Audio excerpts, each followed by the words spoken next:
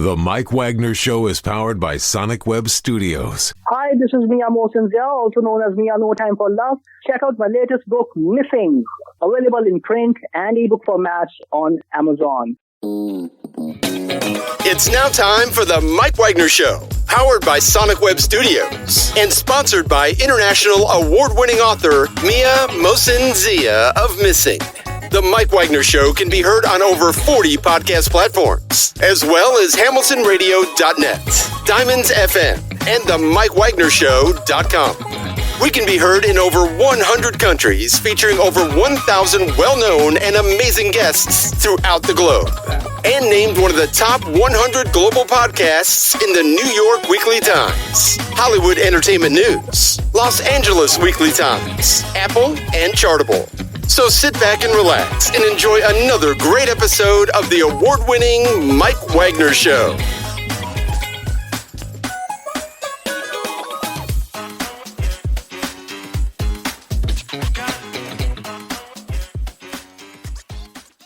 Hey everybody, it's Mike from the Mike Wagner Show, powered by Sonic Web Studios and brought to you by official sponsor of the Mike Wagner Show, international warring author Mia Mosinzia Missing, available on Amazon and paperback and ebook. We're here with a terrific gentleman who's a Simivalley born, Portland, Oregon based singer, songwriter, and bassist for the Delines and also Richmond Fontaine. We'll talk about that. I hope I got that right. The Delines, and played with Pat Smear, I Love You, and also Amy Loran, and also A Family Affair and Federline. And his most recent release is based around a Chicano experience and highlights the incident with the LAPD in a stolen car incident. And what's that about? We'll find out. He has a dedicated following on Spotify, YouTube, and more. We'll talk about his release, I Never Threw a Shadow at It, and more. Live, ladies and gentlemen, from Plus Studios in beautiful downtown Portland, Oregon, the amazing multi-talented Simivalley born, Portland, Oregon based singer, songwriter, the multi-talented Freddy Trujillo. Freddy, good morning, good afternoon, good evening. Thanks for joining us today. Good evening. Thank you. What's great to have you. I'm sorry, going to say something? I said, thanks for having me. Oh, okay. I thought you were going to go a little more, but that's okay. So, you're a Simivalley born, Portland, Oregon based singer, songwriter, and bassist for the Delines and Richmond Fontaine. Is that right? The Delines or Delines? Delines. That's what I thought. Okay, I just want to double check. So you play with Pat Smear, I Love You, Amy Loran, and also A Family Affair, and Federal. You starred up there as well. Your most recent release is based around a Chicano experience and highlights an incident with the LAPD in a stolen car incident. You have a dedicated following on Spotify and YouTube. You have previous releases, Amexica, Sketchofaman, Hawks and Highways, and your newest is called I Never Threw a Shadow at. Before getting to all that, Freddie, tell us how you first got started. Well, I was so the band Amy Lorraine and the Family Affair, that was with my sister. Okay. Years ago. When she first joined a band, it's funny because my dad played guitar. He's a very, very excellent guitar player. He could play like Chet Atkins and play classical, and he was self-taught, and just I think he might have been a little spectrum-y, you know what I mean? He knew how high level he was, but I grew up around hearing that, and he loved the Beatles as well, and it's some of my first memories were just crawling up and seeing Rubber Soul like right here in my face because that's one of my favorite albums. I love it. Yeah, I was just so enamored with that cover, and but I think when my sister, my dad and my mom divorced, and it was just like it was all around that summer. My sister joined a band. It was like a heavy metal band, and we were practicing in our garage. And I think once I saw kids just like a little bit older than me playing, it seemed more appealing than just the thing that my dad did, you know what I mean? And I just realized, I just like had a knack for it. And I think I wanted to play guitar first, but I acquired a bass and just fell into that. And then quickly I kind of, when I think about it, Paul McCartney and Gene Simmons were always like my favorite, and I say those bands because that's as deep as my musical knowledge went as a young kid, it's like, and so Paul McCartney and Gene Simmons being bass players, I think it seemed like the bass chose me, That is interesting. You've been playing guitar for a while, and what do you mean by the bass chose you? I was just curious about that one. Well, like partly because I couldn't afford a decent instrument, guitar or bass. But then I had an opportunity. One of the basses I still play came to me in 1983, and it was just a friend of mine. He was one of those bad kids already dealing drugs, in like high school, and he someone owed him $150, and they gave him a bass for it, and he had no need for it, and so I was able to scrounge up $150, and everybody was happy, and that's how it chose me. You know what I mean? I just felt like the that was sort of destiny, or lack of money or something. I don't know what it is, but like I said, I fell in love with the instrument and just always be able to play bass for people.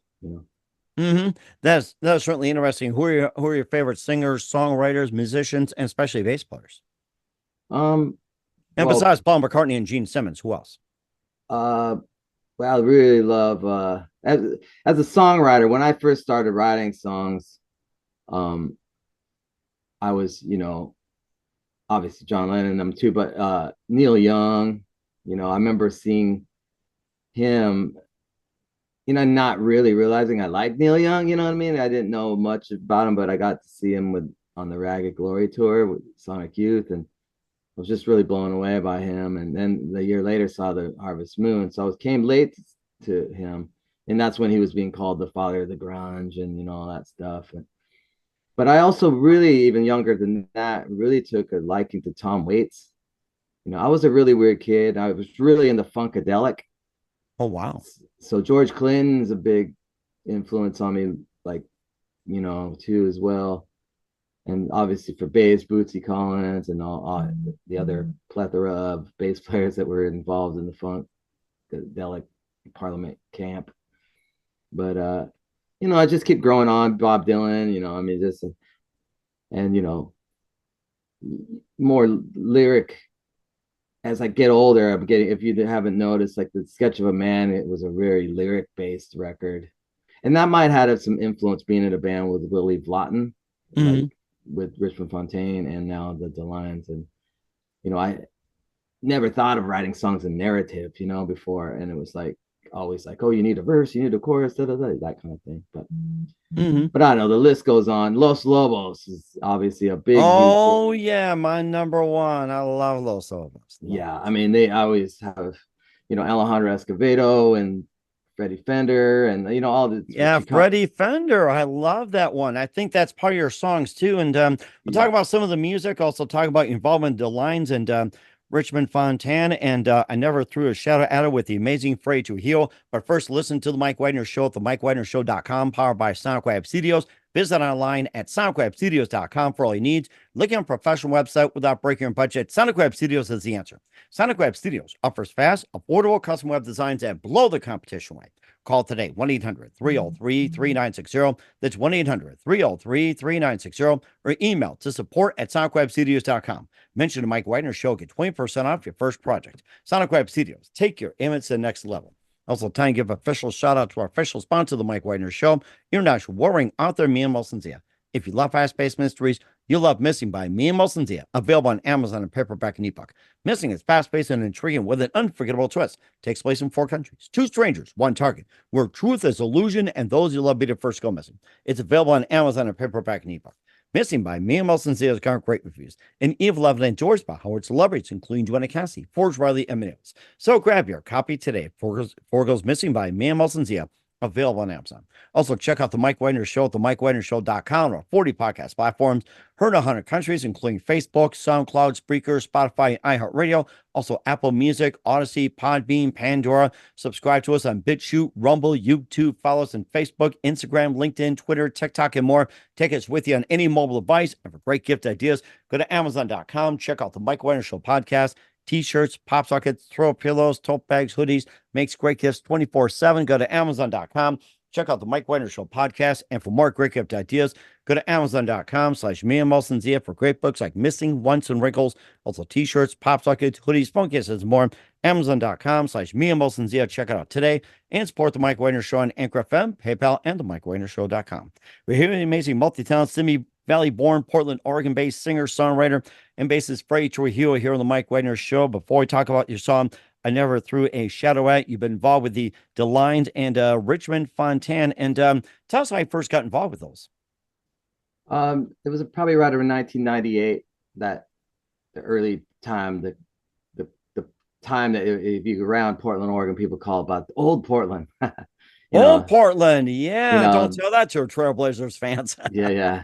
But anyway, so I have a buddy from Los Angeles I known for a long time. His best man at my wedding. His name's Luther Russell. He currently plays with the one surviving member of Big Star, Jody Stevens, and they have a thing called Those Pretty Wrongs.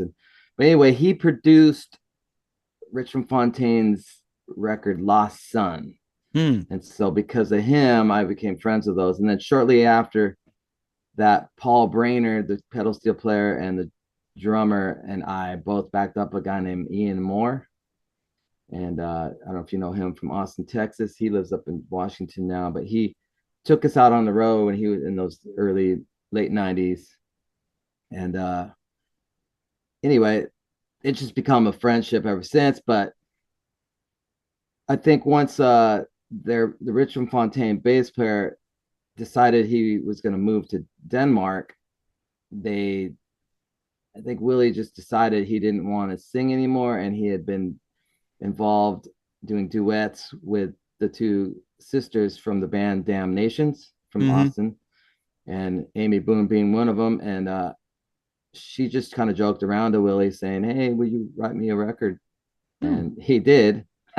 And we did an experiment, and we used Jenny Conley, Steve's wife, from Decemberists, on keyboards, and we did a record. And next thing you know, we took it over to England and riding on the Richmond Fontaine success over there. And next thing you know, we've been a band 10 years now, And then so I wasn't original member of Richmond Fontaine, but right after the first DeLines record, we decided to cut another Richmond Fontaine record because Willie wanted to close it out better than he thought the one album, High Country, which was, that was a little esoteric and weird record. It was almost like a soundtrack, and it wasn't their most popular release. And so we wanted to end on a bigger note. And then we did another instrumental record for one of Willie's books. But that's how it got started and that was around 2014 with the DeLines and Richmond Fontaine. But I've known those guys forever, like a decade before. And plus, you had experience with Pat Smear, I Love You, Emmy Loran, your sister, and also A Family Affair and Federal. And tell us more about those. Well, Pat, I was only like 18 years old. I was working in this record distributor called Pacific Coast One Stop. I mentioned a lot of these things in the Sketch of a Man record, but it was just by chance. Me and this guy named Chuck Archibald, who was my Portland connection. And he found out that Pat was trying people out for this album he would put out on SST and under the name Ruth and Smear. And we decided to just go try out. I think we were the only two guys that tried out, and we got the gig. But this was like 1988. So it's only like been 8 years since the Germs that he was in, seminal punk band from LA. And, and they had a reputation for causing violence and all kinds of stuff, so I remember that. Yeah, there was stories about that. I think I was going to school at the time. I remember about the Germs. Like, the Germs. So I remember that, and I thought of it. So. Yeah, they've grown into this cult popularity thing, but I think they were a little more infamous back in the day. And by the time I played with them, it was like, I think there was a new generation of kids that wanted to see the Germs, that were discovering the Germs.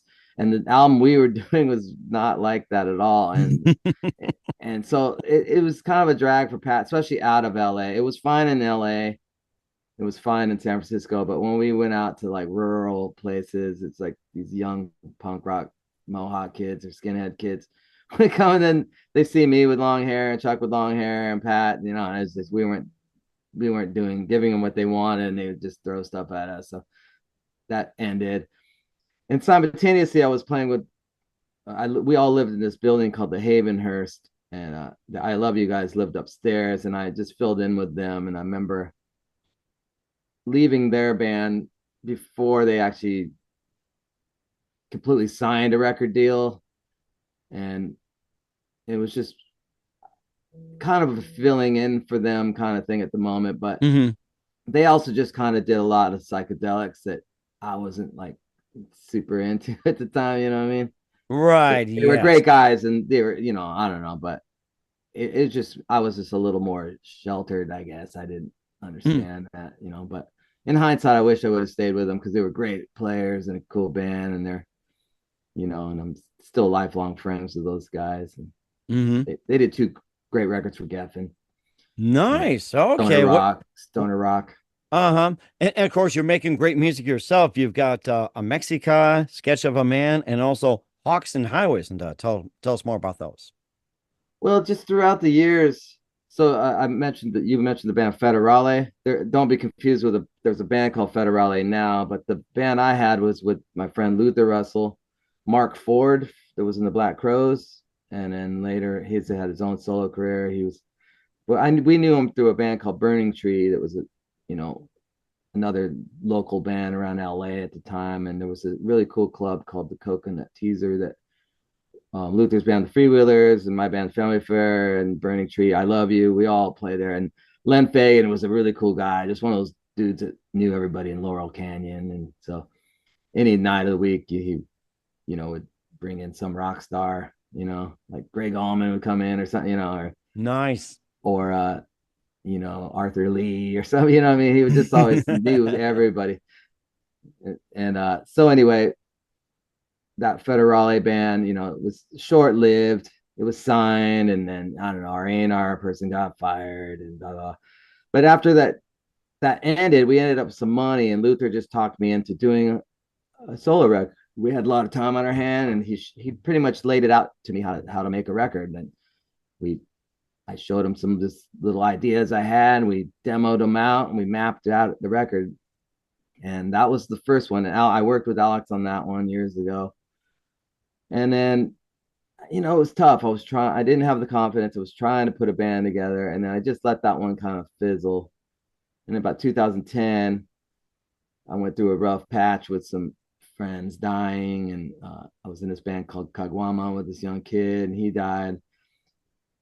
And then I got rear-ended. I just decided to throw my money that I got from the accident into art instead, and went and recorded Amexica, and I'm really proud of that record.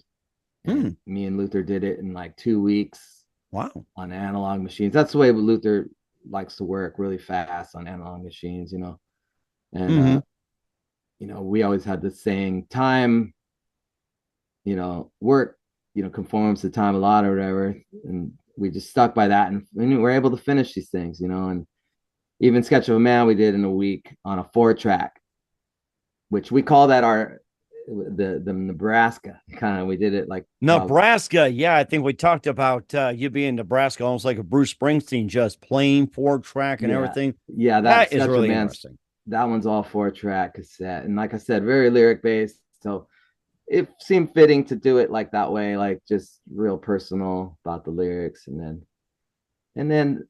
It seems like I'm getting older. I'm getting a little more prolific. So I didn't let as much time go by before putting out this new one. And I'm already starting to record another one. So it's like, I don't know. Yeah, it just keeps going and going. I know what you mean. Plus you had Hawks and Highways as well. Yeah, that was his first one. Yeah. And so that, like I said, that came out of just having some money from getting dropped from a label. And then we just, then Amexica, and then Sketch of a Man, now this one. And then my next record is going to be all bird themed. I'm really into bird watching, and the working title is called Ave Trujillo. I like that one. Yeah. And what you talk about bird watching, that's one of my favorites. What are some of your favorite birds? Well, I started off with the birds of prey, and I always say that probably the red-tailed hawk is one of my favorite. That's hence the first album, Hawks and Highways, because I always see the red-tail always by the highway, and that's when people like play those games when they're traveling, like counting Volkswagen Bugs or out of state license plates. Or it's just like, you know, slap, slap, slap, whatever it is. Yeah. I like to see how many raptors I see hunting by the freeway, you know. So, but I don't know. I have so many favorite birds. I just saw a vermilion flycatcher. It's kind of an accidental up into the Southwest. I mean, it's not completely, but I was just down there in LA at a funeral for my dad, and oh wow. And I kind of feel like it was my dad visiting because it was a pretty rare sighting. It's a red and black flycatcher, very beautiful bird. I was like, holy mackerel, what is you know? So that's my new favorite bird right now. You know, I've been thinking about that sighting. You know, it was a lifer to me, a new bird. Oh yeah, lots of them. What are the more popular birds up by where you're at? You get a lot of robins and flickers, chickadees, and scrub jays, stellar jays. You know, that's, you know, crows, and, you know, just for backyard things. Every once in a while, you'll see like western tanagers flying through, or a warbler, or we get lesser goldfinches, you know, and, you know, if you're kind of like near good habitat, you might get some grosbeaks and some, you know, different kinds of thrushes, the varied thrush, which looks a lot like a robin kind of. But it doesn't take, you don't have to go very far to see some other really great waterfowl, you know, especially this time of year right now. You're getting a lot of stuff because they all come home at this time to nest up here. Right. Yeah. And of course you got some, you know, other popular ones. You got some singles, like you got Corpus Christi, you got 73 Capri, and also I Didn't Cross the Border. And of course, I like this one, Freddie Fender. And I forgot about Little Birds as well, too. And the Owl Dance is part of your singles repertoire. Yeah. The Owl Dance was the first record. That is a ladies' choice dance at a powwow. And that's how I met my wife. She Owl Dance, really? What is the Owl Dance exactly? So it's not, so most powwows are like exhibition dancing, competition dancing. That's just kind of a like, what do you call it, intermission dance, where when they call an owl dance, the rule is a lady goes and finds somebody and asks them to owl dance. If he refuses her, he has to give her money. I thought it'd be a slap in the face or something. That's how we do it in America. You don't want to go out with me? Slap. And then but yeah, the new singles are Corpus Christi was actually a DeLines song that got left out, and I really liked it, and I asked Willie if I could have it, and he said sure. So I just recorded it, and it made the record. And then the I Didn't Cross the Border, It Crossed Me is a saying with a lot of Mexican Americans. And I stole the line from the band Los Tigres del Norte. They said in Spanish, but it basically, for both my grandmas, we are what you call Californios. So our history goes further back than when California belonged to America, like before 1849. We're descendants of Spanish that came to Santa Barbara area. And so, you know, it's just one of those, it was a funny way. I you know, wanted that to be a little lighthearted, but also making a statement towards, you know, people that, you know, tell me to go back where I belong. And I'm like, well, sorry, dude. I'm right here. And, you know, and I consider myself indigenous as much as Spanish. So it's, you know, I don't know where. And of course, one song that we talked about before, Freddie Fender, and you got a song that's called Freddie Fender. One of my favorites. Yeah. That was a popular one in the EU and Ireland and UK, because the DeLines on our first tour, we needed extra songs, and I sang that one, and it was cool. So a lot of people know that one over there. And that, you know, like I got a lot of Chicano heroes, and Freddie Fender being one of them. I'm a huge fan of Doug Somm, so the Texas Tornadoes, you know, like both of them were. Oh yes, I remember the Texas Tornadoes. That's right. Yeah, and you know, that was just an all-star group. And but Andre, you want to talk about the title track at all, or? Yeah, let's do that. We'll get to that part with just 1 minute. I never Okay. threw a shot at it with Freddy Trujillo. You listen to the Mike Wagner Show at the MikeWagnerShow.com, powered by Sonic Web Studios, and brought to you by official sponsor of the Mike Wagner Show, international warring author Mia Molson. We'll be back with the multi-talented Freddy Trujillo after this time. The Mike Wagner Show is powered by Sonic Web Studios. If you're looking to start or upgrade your online presence, visit www.sonicwebstudios.com for all of your online needs. Call 1-800-303-3960 or visit us online at www.sonicwebstudios.com to get started today. Mention the Mike Wagner Show and get 20% off your project. Sonic Web Studios. Take your image to the next level. Hey everybody, my name is Forbes Riley and I'm an American actress and a TV host. And I was delighted when I got my copy of Missing, which is Extraordinary Relation of Ordinary People based on a real life relationship. It's well written. It's amazing. You know, it talks about a man who has lost his wife and his daughter, and it's very well done. I'm going to highly recommend that you go get your copy of Missing. It is a powerful, exciting read. Mr. Mian Moshe Zia. He is the author of Missing. And I want to give a big shout out and a kiss all the way halfway around the world to my dear friend. Check him out at Mia's website. It's called www.miamotionsea.com. Missing, available on Amazon. Again, I'm Forbes Riley, and I will see you again soon. Bye-bye.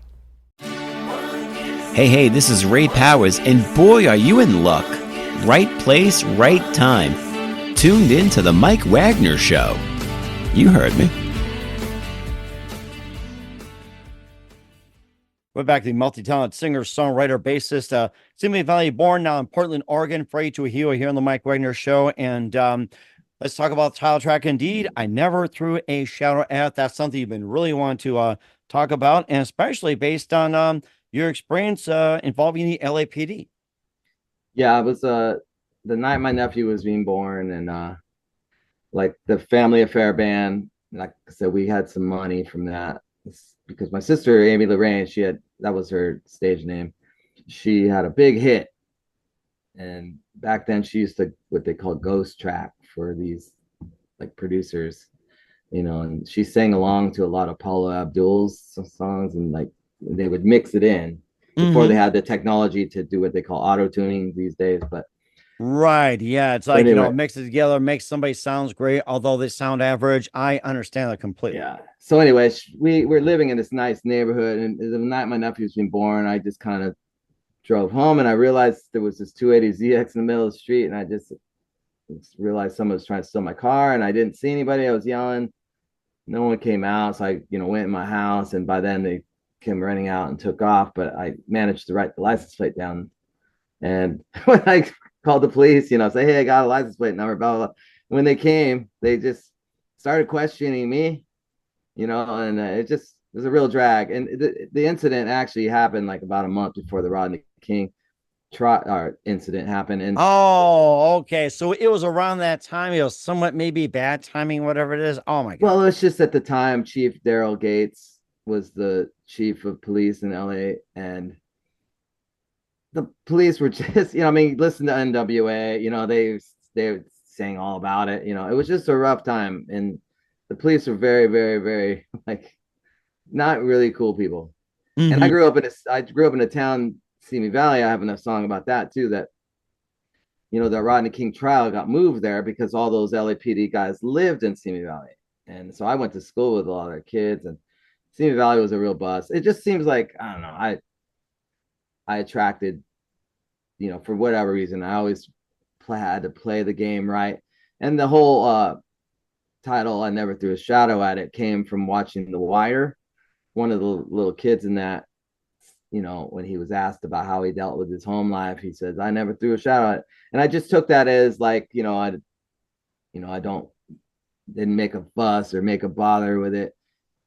Partly because the incident, there was 4 police officers, and I didn't want to provoke them. I just was taught really young not to provoke them and just not give them a reason, and I don't even know what I did besides just start to maybe get a little frustrated, and they handcuffed me.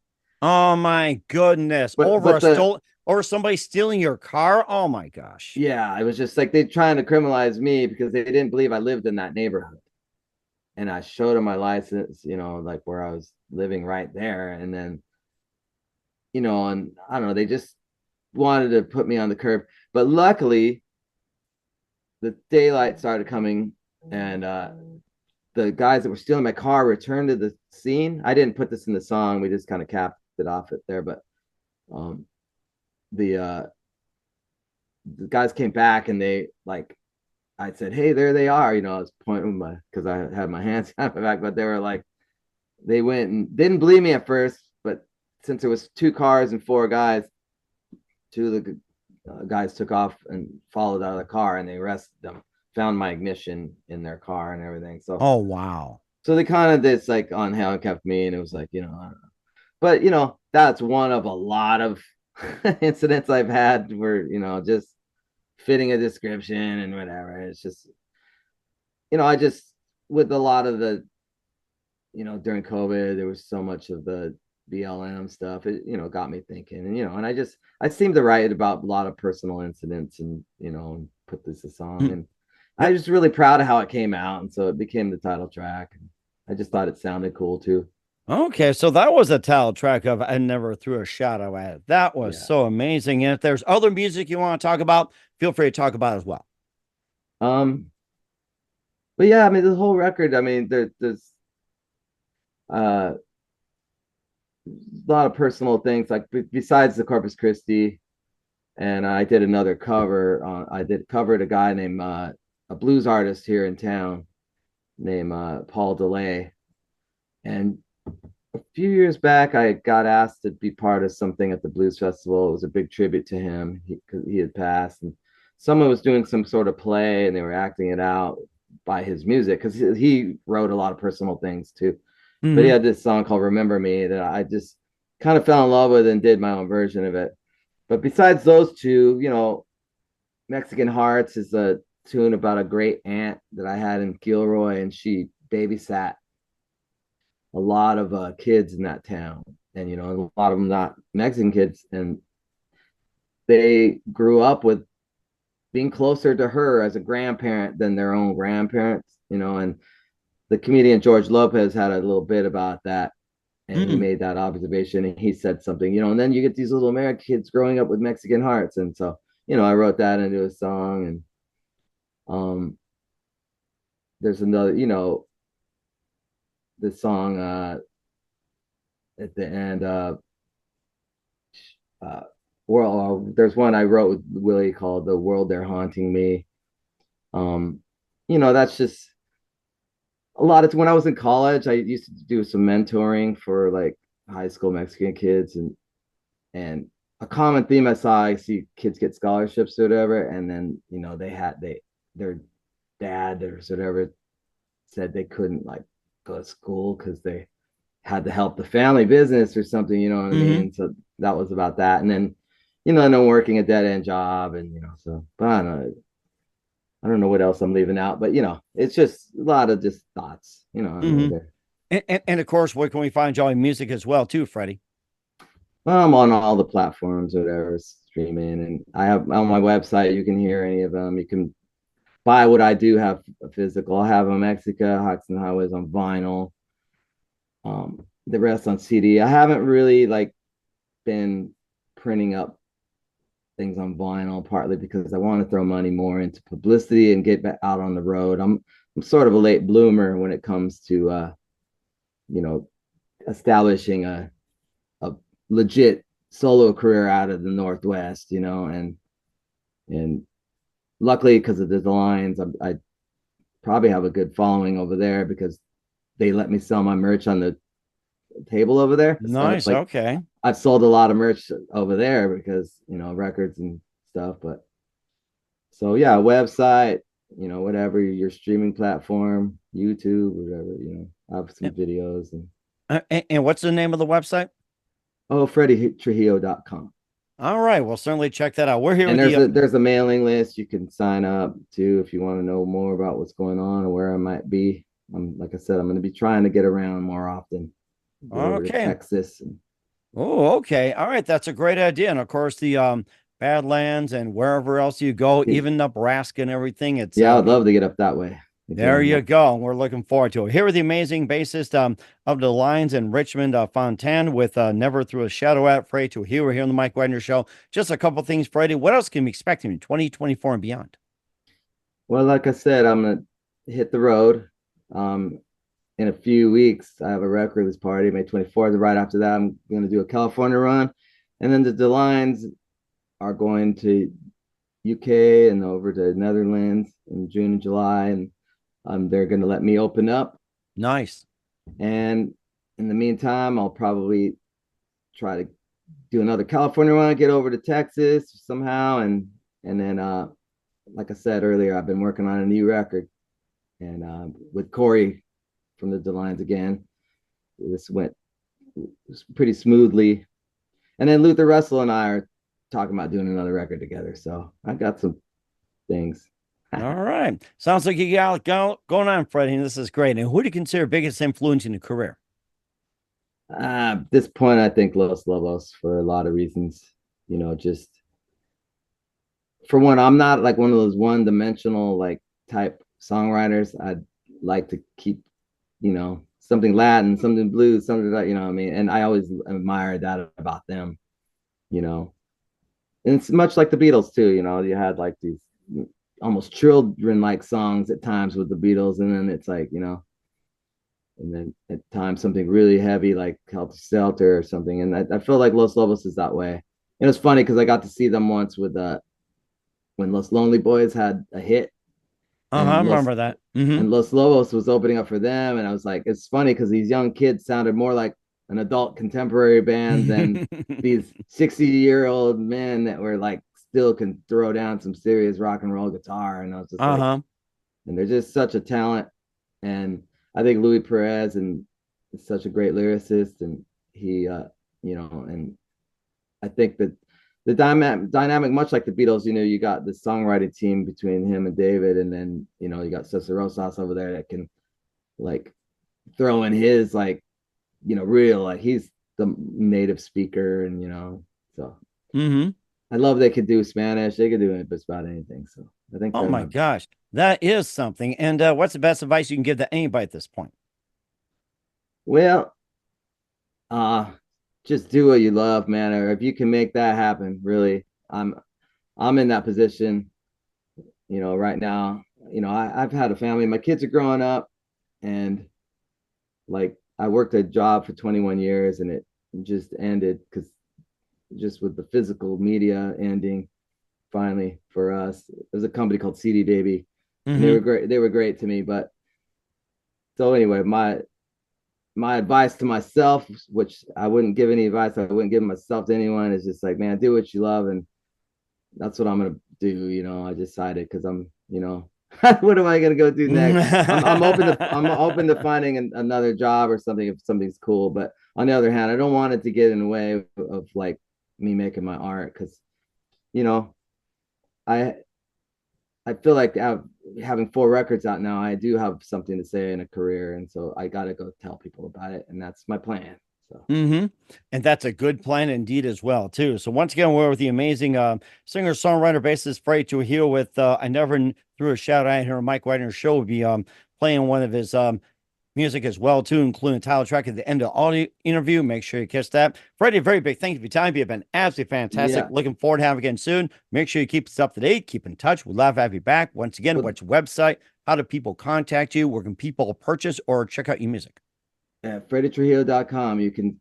That's a one-stop shop. You can have all my dates there. You can sign up for a mailing list, but I keep that updated. And you can follow me, Freddy Trujillo, at Instagram or Facebook, and follow me on your favorite DSP. You know, they're getting to be more like social media as well. And if this comes out before May 24th, come see me, you Portland people, at the Showdown with Mike Kirkendall. And all right.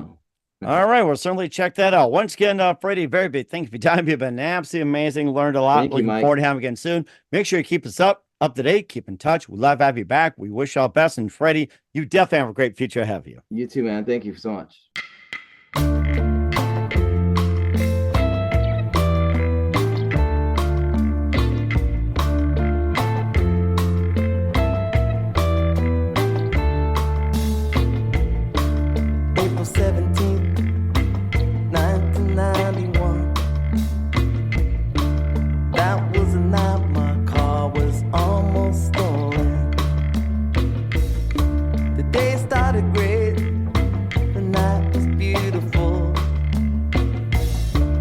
nephew was being born, I stayed late at the hospital. Around 2 a.m., mi cuñado se take the van. Go home and get some sleep, I'll stay here and rest the best I can. I headed on home, we were living in Woodland Hills. A really nice neighborhood, a perk of a record deal. There's my house with a car park in the middle of the street, next to my lowered square back that they were stealing. I yelled some shit and they ran off. I got the license plate number and called the cops. The passenger side window was smashed on my door and the ignition broken. There was parts on the floor and I was silent, nothing stirring.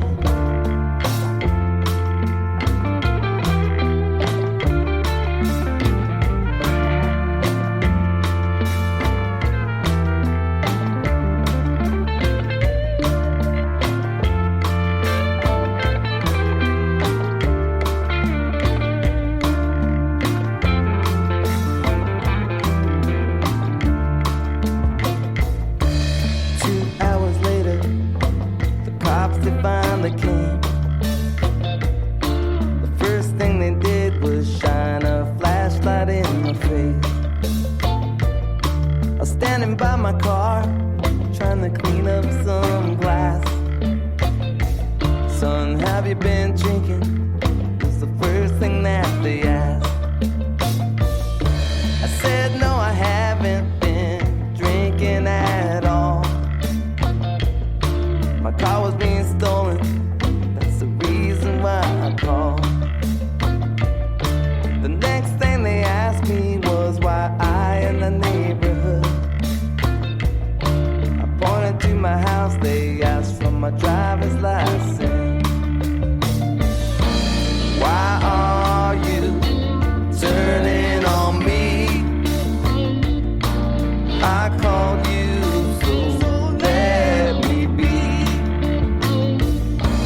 Doesn't your badge say protect and serve? That's when they handcuffed me, made me sit on the curb, and I never threw a shadow at it.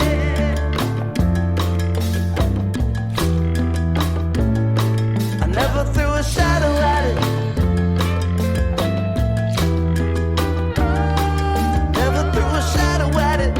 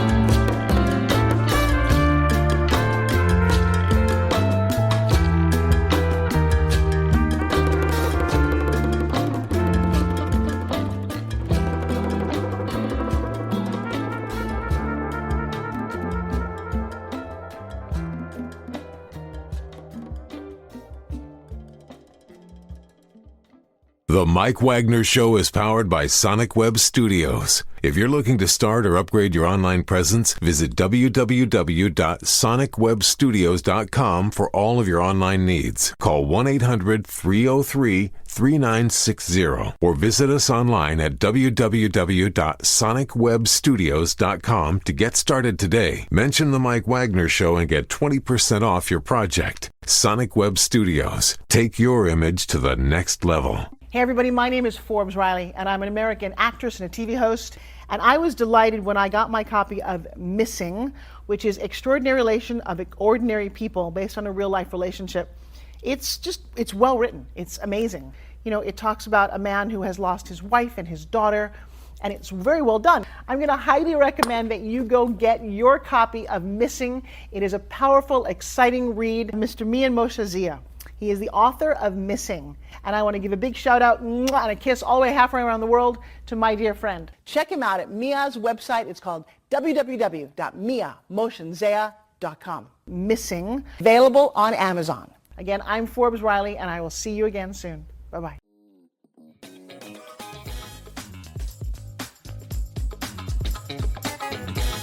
Thanks for listening to The Mike Wagner Show.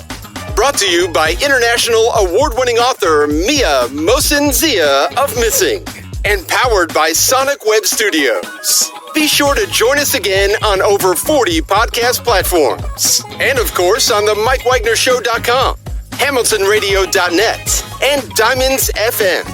Don't forget to support our program with a generous donation at the MikeWagnerShow.com.